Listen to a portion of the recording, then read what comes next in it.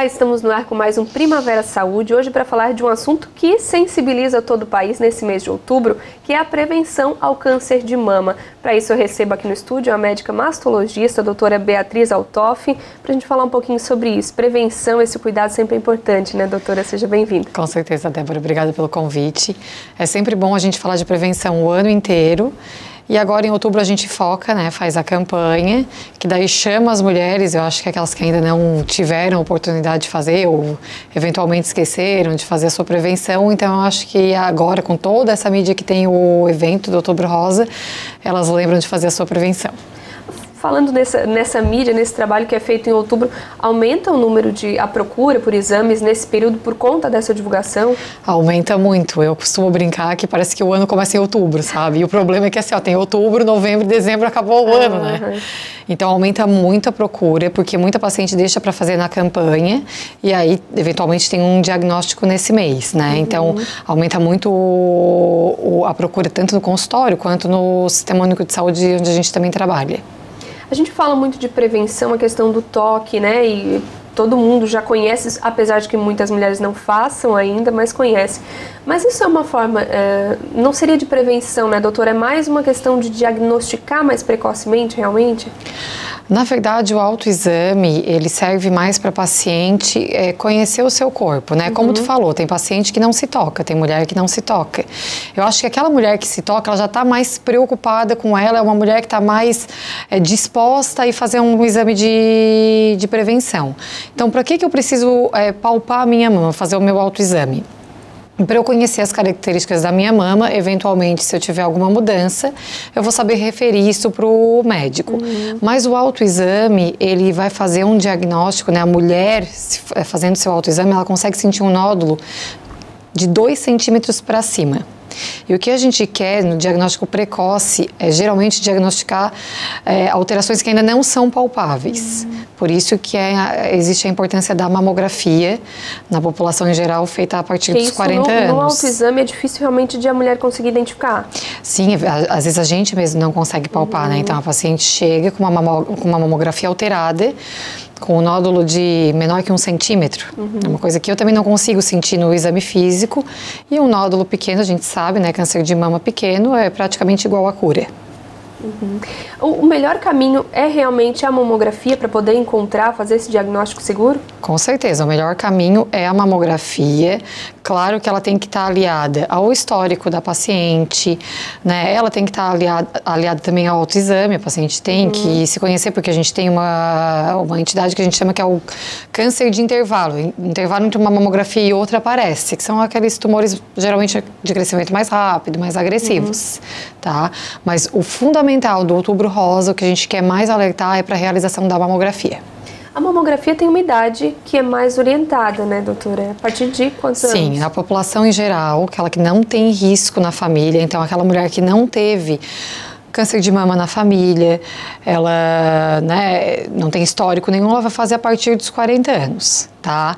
Para aquela paciente que teve um histórico familiar, uma paciente parente de primeiro grau com tumor de mama abaixo dos 40 anos, ou eventualmente ela fez uma radioterapia abaixo dos 30 anos para tratar algum tumor de tórax, ou ela tem um histórico de um homem que teve câncer de mama na família, né? Essa paciente, ela tem que procurar um mastologista para saber quando que ela vai começar a fazer a sua prevenção.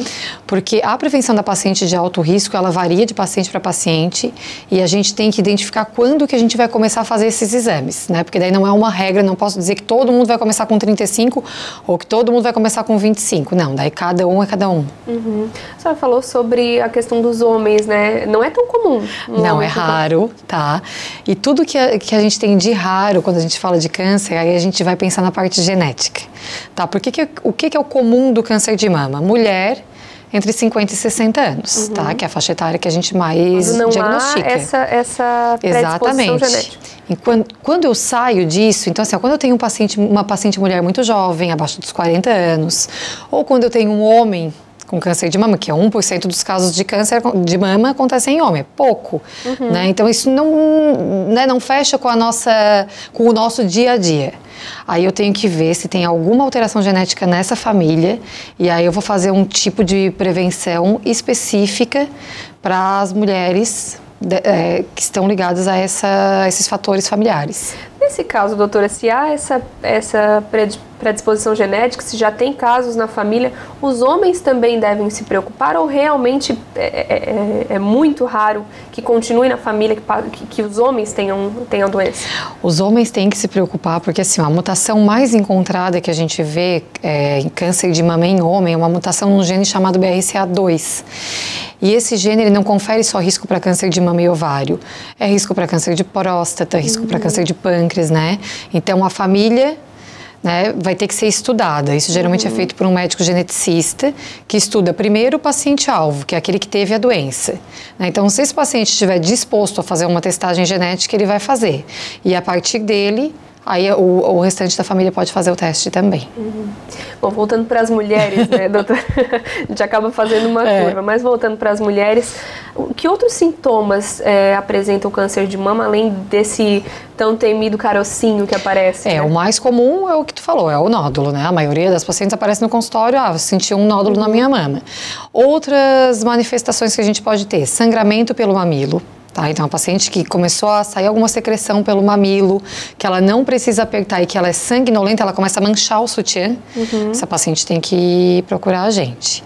Uma úlcera no mamilo, tá, geralmente de um lado só, que não está cicatrizando, que não fecha, isso também pode ser um tipo de câncer de mama que a gente fala que é o tumor de Paget, ele é raro, mas ele acontece. Outro sintoma é um vermelhão na pele, né? A pele da mama fica toda vermelha, que é o carcinoma inflamatório. O principal diagnóstico diferencial seria com uma infecção na mama. É um tipo de câncer também menos frequente, mas que pode acontecer. A pele, ela fica vermelha e com um aspecto de casca de laranja, cheia de furinho, tá? E outra coisa que as mulheres têm que estar atentas também é para linfonodos axilares aumentados. Então, se ela sentiu alguma enguinha aumentada na axila e aquilo não diminui, ela também tem que procurar o médico. Mesmo que não tenha sentido esse nódulo no peito ou qualquer outro sintoma? Isso, mesmo que não tenha sentido, porque existe o carcinoma oculto da mama, que é aquele câncer que a gente não vê nada nos exames de imagem da mama. Então, a paciente fez uma mamografia, fez um ultrassom, fez uma ressonância e ela não tem nada na mama. Mas ela tem essa íngua na axila com um diagnóstico de câncer de mama, tá? Então, toda a inguinha na axila que não desaparece, ou que começa a aumentar, ela vai ter que procurar o médico para ver o que é. Agora, doutora, todo nódulo que aparece no autoexame, né, um carocinho, algo diferente que a mulher possa sentir, é câncer? Pode ser câncer ou tem outras coisas que podem causar isso? Não, tem muitas outras coisas que podem causar, né? Principalmente na pré-menopausa. A nossa mama ela é muito difícil de examinar antes da menopausa, porque a gente tem o tecido fibroglandular, que é o tecido mamário. E é isso que causa mais confusão no autoexame, né? A mulher vai lá uma vez por mês examinar a sua mama e ela acha que ela está cheia de caroço. Né? E é bem a menopausa no período que estaria preocupada com o câncer. Com o câncer, também. E aí ela sente aqueles carocinhos todos e ela vai procurar e não, é só alteração da mama, alteração hormonal. Ou ela pode ter um nódulo benigno, né, que é mais comum do que o câncer. Ela pode ter um cisto, que nessa fase de transição, né, entre a menacme, que é a fase que ela menstrua, e a menopausa, aparecem muitos cistos na mama, tá? Então, existem uma série de alterações. Mas assim, sentiu alguma coisa diferente, procura o médico, tá? Porque tem que ver o que é. Agora, aquela senhorinha que já tá lá com 70 e poucos anos e ela não tinha nada na mama e ela sentiu, aí a possibilidade de ser um câncer é muito maior, tá? Porque nessa idade não tem mais nódulo benigno, nessa idade não tem mais cisto, tá? Então, essa faixa etária, né, acima dos 60, 70 anos, aí a gente tem que dar muita importância, valorizar muito a queixa quando a paciente sente alguma coisa. E por que isso de o corpo já não está mais preparado para conseguir controlar, combater uma doença? Qual é a explicação técnica para isso? A partir dos 70 anos, tu diz. Isso. As nossas células vão envelhecendo junto com a gente, né? Então, a gente tem propensão cada vez maior de desenvolver câncer. Existem algumas teorias que dizem que se todos os homens vivessem até os 100 e todas as mulheres até os 120 anos, todos os homens teriam câncer de próstata e todas as mulheres teriam câncer de mama. Né? A nossa célula vai envelhecendo e diariamente a gente sofre dano no DNA da célula e o nosso corpo vai lá e repara esse dano no DNA e tudo volta ao normal. Só que com o processo de envelhecimento celular isso já não acontece mais tão facilmente. E é muito mais fácil então uma célula virar cancerígena, tá? Com o passar da idade. É por isso que o câncer, a incidência é cada vez maior, né? Porque a gente tem uma longevidade maior, né? Hoje a expectativa de vida, se não me engano, é 75 anos. É muito maior do que na época das nossas avós. Por isso que a gente diagnostica mais câncer, mais doença degenerativa, né? Isso vai ser, infelizmente, ao futuro, porque a gente vive muito mais. Doutora, como é que está a situação no país, o número de pessoas, de mulheres com câncer de mama? O número ainda é alto? O número de mulheres que se previnem? Qual é o comparativo que isso traz? O número é alto, até porque assim, a nossa prevenção de câncer de mama é diagnóstico precoce. Né? A mamografia não vai evitar que tu tenha um câncer, ela vai fazer um diagnóstico antes, né? O número cresce a cada ano, a gente tem 57 mil novos casos por ano no Brasil, tá? E nosso maior problema é o diagnóstico tardio. Né? São aquelas pacientes que não conseguem ter acesso à mamografia ou que não conseguem ter acesso fácil a um médico quando sentem alguma coisa para começar a fazer o tratamento. E é claro que quanto mais tardiamente a gente diagnostica, menor é a chance de cura. Como é que está a região sul aí do país em relação a isso, daqui de onde estamos falando? Então, a nossa região sul de Santa Catarina, a gente tem dados bem bons, tá? Eu acredito muito porque a gente tem um livre acesso à mamografia, a gente não tem fila para fazer mamografia, né? Quando eu falo em fila, falo no Sistema Único de Saúde, né? Hoje a paciente se consulta e ela consegue eventualmente até fazer uma mamografia no mesmo dia pelo SUS, tá? Então, a gente tem dados de trabalhos feitos aqui no hospital que a gente tem uma taxa mais ou menos de 60% de diagnóstico inicial aqui. Nossa. Tá, então a gente tem dados bem bons aqui na nossa região. E diagnóstico precoce, que é o que facilita todo o tratamento. Exatamente, realmente. Chance de cura de 90% a 95% daí. Olha, legal. Bom, doutora, a gente vai fazer uma pausa rapidinho para o intervalo. Depois do intervalo, nós vamos falar mais sobre o tratamento também aí, né, não só da prevenção. E tem alguns mitos e verdades também em relação a essa doença. A gente volta já já.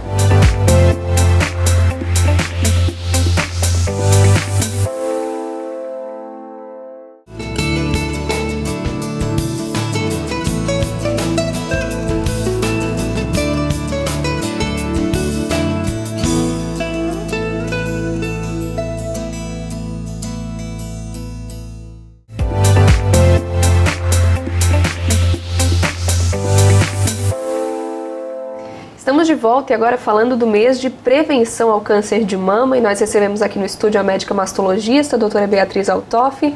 Doutora, nós começamos falando sobre prevenção, tiramos algumas dúvidas. Uma dúvida que não comentamos no primeiro bloco foi em relação a quem amamenta também, né? Uma mulher que amamenta pode desenvolver câncer de mama? Tem essa dúvida? Existia meio que uma verdade, assim, dizendo que a mulher que amamentava não tinha câncer de mama, né? O que a gente sabe hoje é que uma gestação a termo, né, ou uma gestação que passou do 6º mês, abaixo dos 30 anos, confere uma pequena proteção à mulher contra o câncer de mama.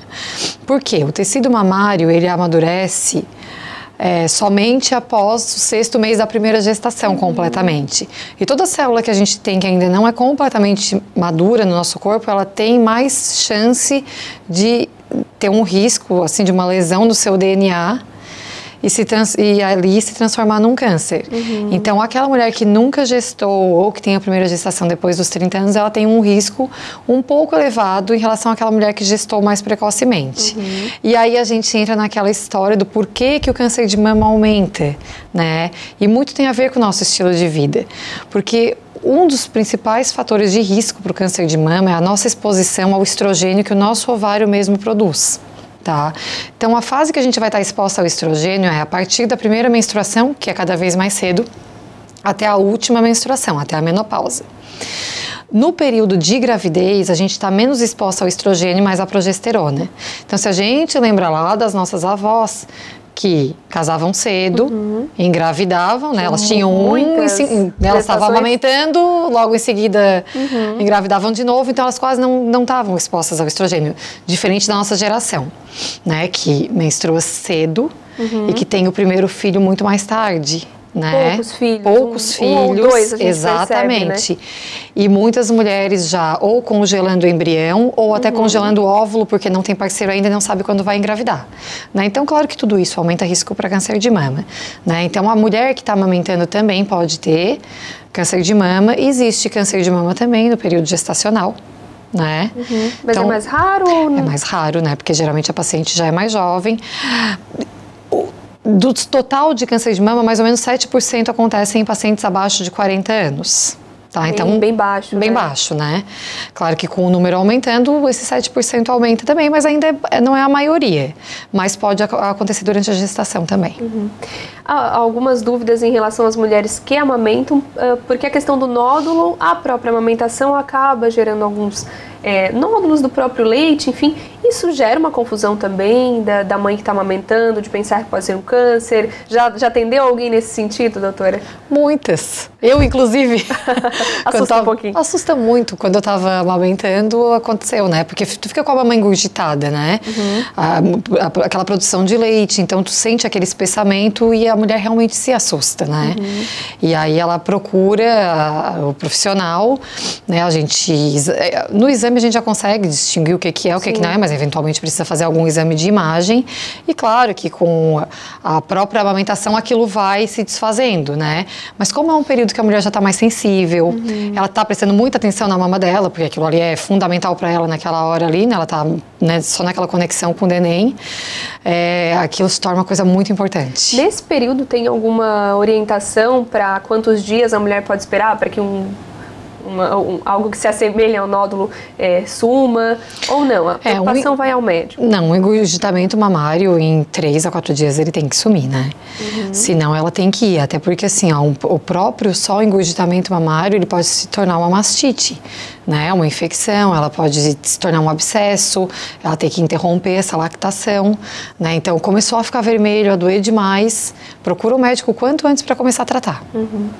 Falando no tratamento, doutora, do câncer de mama, ele vai só para radioterapia, quimioterapia ou existem tratamentos menos agressivos, digamos assim? Existem tratamentos menos agressivos, o que se fala muito hoje em dia em diminuir o tratamento. Tá? Então a gente tem de tratamento no câncer de mama a cirurgia, a quimioterapia, a radioterapia, a terapia hormonal e a terapia-alvo. Tá? Nós temos basicamente esses 5 tipos de tratamento. A cirurgia a gente evoluiu, né, de uma época onde a gente fazia mastectomia com retirada de músculo, que essa época eu já não peguei, né, para hoje a ressecção parcial da mama, que é onde a gente tira só o nódulo com uma margem de segurança e a mama fica esteticamente muito boa, né, praticamente como se a mulher não tivesse operado. Claro que dependendo do estágio que ela diagnosticou, de como que era esse nódulo. Isso né? é bem recente, doutora? Isso é da década de 80 para cá, mas vem cada vez mais se comprovando até melhor do que a mastectomia. Tá sendo uma técnica melhor do que a mastectomia, porque quando eu faço essa retirada parcial, eu sou obrigada a fazer radioterapia. Então, eu aliando a radioterapia ao tratamento, eu vou ter um resultado melhor em sobrevida livre de doença, que a gente fala. Então, a chance desse tumor voltar é menor. Tá? A quimioterapia, ela continua basicamente a mesma, só porque assim, a gente não tem aqueles efeitos colaterais de antigamente. Muita paciente ainda chega chorando, achando que vai morrer durante a quimioterapia, porque realmente os pacientes morriam durante a quimioterapia, tá? E não faz muito tempo isso. Então, assim, várias pacientes que a gente atende com esse medo, depois a gente pergunta, e aí, como é que foi? Hoje em dia isso não acontece mais, doutor. Assim, elas passam alguns dias, tem um mal-estar, lógico, eu não vou dizer que elas passam normal, mas eu tenho várias pacientes que não param nem de trabalhar. Tá? Aí, 2, 3 dias durante a quimioterapia que elas ficam mal, elas ficam em casa, porque tu tens como se fosse uma gripe forte, assim, a sensação, sabe? Enjoo, né? Queda de cabelo. Sim. Que para a mulher é bem marcante, né?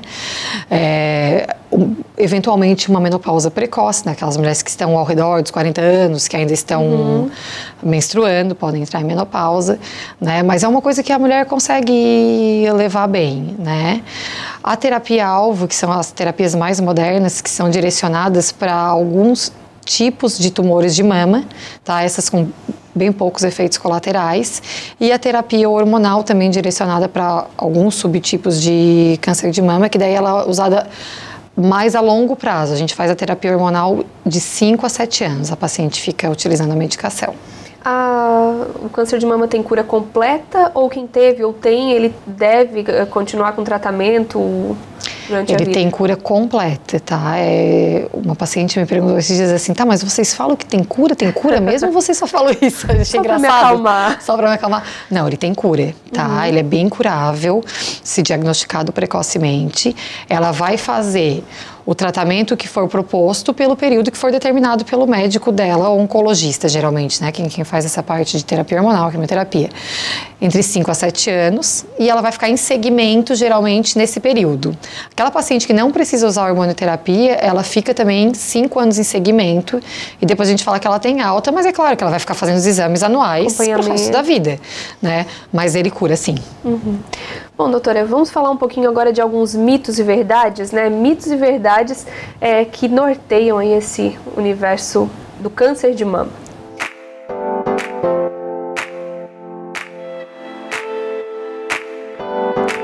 Doutora, eu vou citar algumas situações que muitas mulheres talvez se perguntam que se pode ou se não pode causar. A doutora me responde se pode realmente ou se isso realmente é um mito. Primeiro, eu acho que um dos mais falados, não só em relação ao câncer de mama, mas outros problemas de saúde feminina, que é o anticoncepcional. Ele pode causar? Tem algum estudo que comprove? Tem vários estudos, tá? Inclusive saiu um estudo em dezembro do ano passado que foi bem alarmante, dizendo que causava câncer de mama, tá? Que tinha um aumento naquelas pacientes que usaram anticoncepcional de diagnóstico de câncer de mama. Mas aí, na mesma época, 2 estudos dizendo que não tinha aumento nenhum. Tá, então é um tema bem controverso. A gente não tem nenhum nível de evidência científica para contraindicar anticoncepcional pensando em câncer de mama. É claro que naquelas pacientes que têm aquele histórico familiar muito florido de câncer de mama, eu vou pensar daí num método contraceptivo não hormonal. Né? Mas naquela paciente de baixo risco, eu não tenho por que não passar um anticoncepcional por medo de ela desenvolver câncer de mama. A gente não tem nenhum estudo que diga ainda assim, não, realmente isso vai aumentar o teu risco de ter câncer de mama. Até porque essa situação de dizer que mulheres que usam anticoncepcional têm uma predisposição maior é complicado, já que um número muito grande de mulheres usa realmente, né, doutora, como método contraceptivo. Isso, e uma das coisas que é muito observada nesses estudos é que aquela paciente que usa o contraceptivo, ela é uma mulher que vai mais ao médico. Então, talvez essa mulher faça mais prevenção. Sim. E diagnostique mais precocemente, porque ela é uma usuária de contraceptivo, ela vai no médico, ela vai fazer o seu preventivo, né, anualmente. Então, tem tudo isso ao redor, sabe? Então, alguns estudos mostraram que aumenta um pouquinho, outros que não tem relação, mas a gente sabe que é uma mulher que se cuida mais. Outro mito ou verdade, sutiãs ou lingeries muito apertadas? Isso, mito ou verdade? Pode ou não pode causar? Isso é mito, gente, isso é mito. Né? Eu costumo brincar que assim, meu Deus, o que querem dessas mulheres, né? Que não usam sutiã, tem que usar o que quiser, não, né? É mito, pode dormir de sutiã, pode dormir de barriga para baixo também, né? Que muitas perguntam, pode dormir de sutiã e de barriga para baixo? Pode dormir como quiser. Isso é um mito. Desodorante, doutora? Outro mito também, né? Não tem nada a ver, não, né? Mesmo esses que tem na composição alumínio, não, tem muitas fake news que se divulgam, né, em redes sociais, dizendo que, porque o desodorante causa, porque perto da onde a gente passa desodorante, que é na axila, é onde tem mais câncer de mama, mas não é. É que aqui no quadrante superolateral da mama é onde a gente tem mais tecido mamário e onde é a maior incidência de câncer de mama já, né? Mas não é relacionado ao anticoncepcional, ao desodorante, é relacionado à nossa anatomia da nossa mama mesmo. E a última dúvida aí em relação a mitos ou verdades, a reposição hormonal. Então, a reposição hormonal, ela é um tema bem falado, né, desde 2002, quando saiu o estudo do WHI, que é o estudo mais famoso, dizendo então que a reposição hormonal aumentava o risco para o câncer de mama, né? Depois do WHI vieram vários outros estudos, tá? E com novos tipos de reposição hormonal, não usado naquele estudo primeiro. Então, a gente usa hoje reposição hormonal em doses mais baixas, tá? E a gente já está vendo que o risco não é aquele visto no primeiro estudo, tá? E para aquelas pacientes que não têm mais útero, que usam só o estrogênio isolado, porque para quem tem útero a gente precisa usar estrogênio mais progesterona na reposição hormonal. Para quem não tem útero a gente usa só o estrogênio. O estrogênio isolado, a gente está mais do que comprovado que pode usar tranquilamente, que não aumenta risco para câncer de mama. A paciente que precisa usar o estrogênio e a progesterona, é sempre bom fazer uma consulta, né? Ela tem que ver se está tudo ok com a mama dela. Mesmo tendo histórico familiar, se ela tiver muito sintoma de menopausa, ela pode usar durante 5 anos a reposição hormonal tranquilamente, porque a gente sabe que esses sintomas todos de menopausa diminuem muito a qualidade de vida, tá? Então, por 5 anos a gente usa com total segurança. Tá certo. Doutora, muito obrigada por esses esclarecimentos, esses mitos e verdades que muita gente também fica em dúvida. Tenho certeza que isso ajudou muita gente aí nesse mês, né? Que nós tenhamos ajudado o pessoal também a se prevenir, se cuidar um pouquinho mais. Isso aí, vamos prevenir. Obrigada, Débora. Obrigada, doutora. A gente vai encerrando o Primavera Saúde de hoje e na semana que vem a gente volta com mais assuntos aí de saúde, bem-estar e qualidade de vida. Até semana que vem.